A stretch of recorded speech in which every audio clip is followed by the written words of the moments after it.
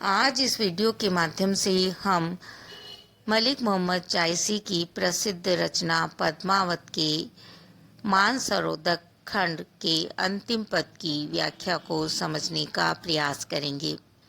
मानसरोदक खंड में पद्मावती के पूर्णिमा के दिन स्नान करने जाने का वर्णन है और वहाँ सखियाँ किस तरह से क्रीड़ा करती है। क्रीड़ा करते हुए एक सखी का हार खो जाता है और हार क्यों खोया है इसका वर्णन करते हुए कवि की अपनी उत्प्रेक्षा है।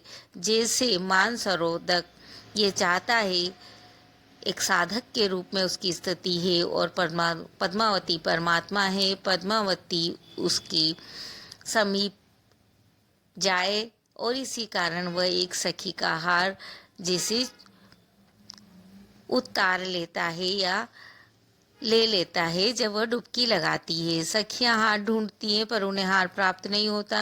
परिणाम स्वरूप पद्मावती स्वयं हार ढूंढने के लिए मानसरोवर में प्रवेश करती है और मानसरोवर क्योंकि साधक के रूप में यहाँ वर्णित किया गया है तो वह चाहता ही है, उसकी बहुत तीव्र इच्छा है कि उसे परमात्मा प्राप्त हो और परमात्मा रूपी पद्मावती के पांव छूने के लिए ही उसने इस तरह का कार्य किया है।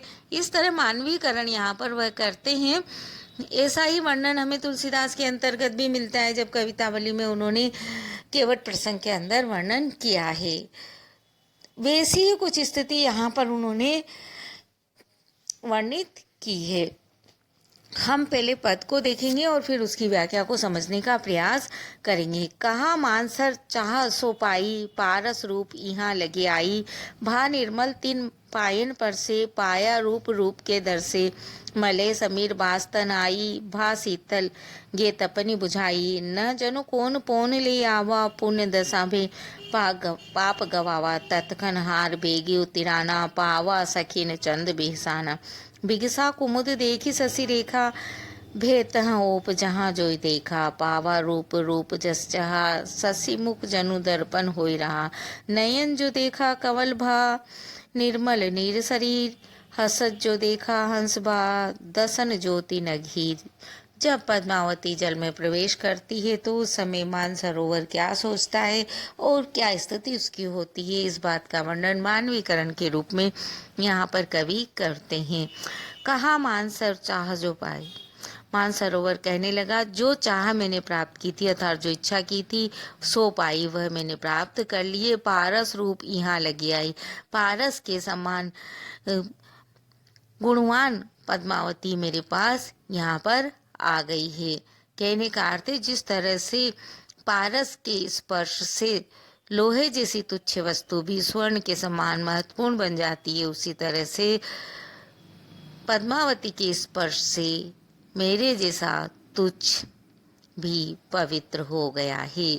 भा निर्मल, इसलिए वो कहता है मैं निर्मल हो गया हूँ तीन पायन पर से, उसके पद्मावती के चरण स्पर्श करके उसके स्पर्श से मैं निर्मल हो गया हूँ, पवित्र हो गया हूँ, निष्कलंक हो गया हूँ। पावा रूप रूप के दर से, और मैंने पावा अर्थात प्राप्त कर लिया है, रूप मतलब सौंदर्य, रूप के दर से उसके रूप के दर्शन करने से मैंने वैसा ही रूप प्राप्त कर लिया है, अर्थात मैं आज निष्पाप हो गया हूँ। मलय समीर बास तनाई, मेरे शरीर के अंदर पद्मावती के प्रवेश करने से पद्मावती क्योंकि परमात्मा स्वरूप है, मलय पर्वत की अर्थात चंदन के पर्वत से आने वाली सुगंधित वायु जैसे मेरे शरीर में बस गई है। भा शीतल, जिसके कारण मैं शीतल हो गया हूँ, मुझे बहुत शांति प्राप्त हुई है, आनंद प्राप्त हुआ। गे तपनी बुझाई, और मेरे अंदर की तपन ताप पीड़ा नष्ट हो गई है। न जनो कौन पौन ले आवा, वो कहता पता नहीं कौन सी पवन थी अर्थात मेरे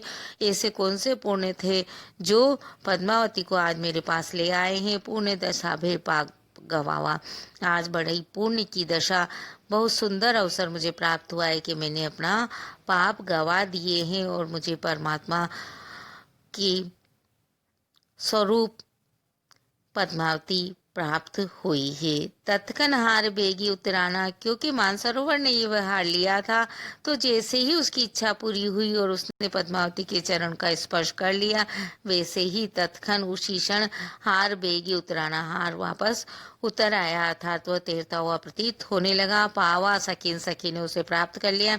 चंद बेसाना, और जो पद्मावती थी वह हंसने लगी उसे देखकर, क्योंकि जो हार खो गया था और सभी दुखी थे, तो वह दुख उनका समाप्त हो गया और पद्मावती हंसती है। ऐसा लगता है जैसे चंद्रमा ही भी हंस रहा है। भिक्षा कुमुद देखी शशि रेखा, इस तरह से चंद्रमा की रेखा को देखकर, अर्थात पद्मावती को हंसते हुए देखकर, जो सखियां थी भिक्षा कुमुद, वह कुमुदनी के समान विकसित हो गई।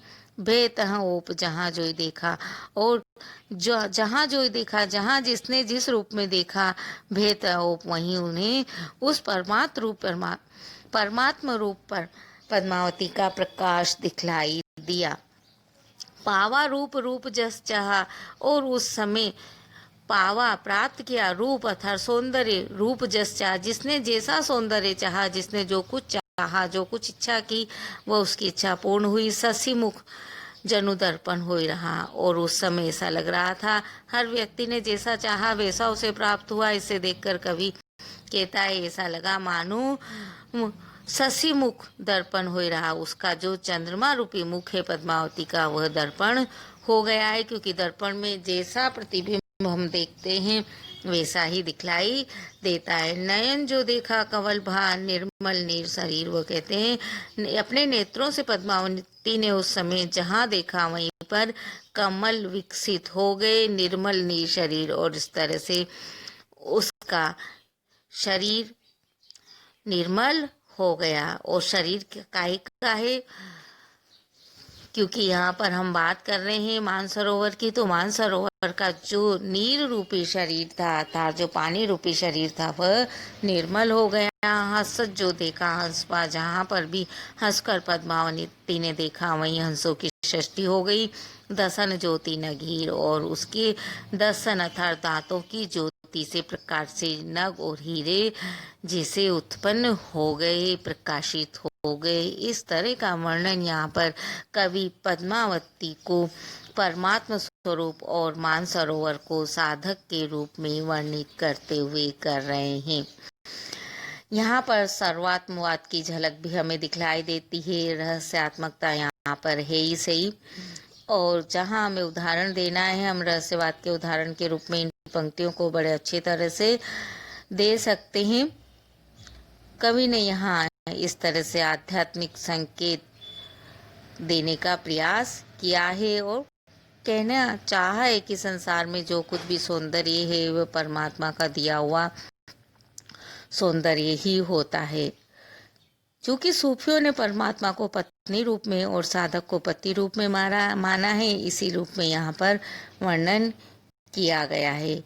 भारतीय पद्धति में ठीक इसका उल्टा है, यहाँ पर परमात्मा को पति रूप में और साधक को पत्नी रूप में माना जाता है। भाषा की दृष्टि से देखें तो साहित्यिक अवधि का प्रयोग कवि ने किया है। मानवीकरण अलंकार है, रूप का अतिशयोक्ति अलंकार भी यहाँ है, और प्रतिबिंबवाद की झलक भी हमें मिलती है। आप इस वीडियो को अपने सहपाठी मित्रों को शेयर करें और लाइक भी।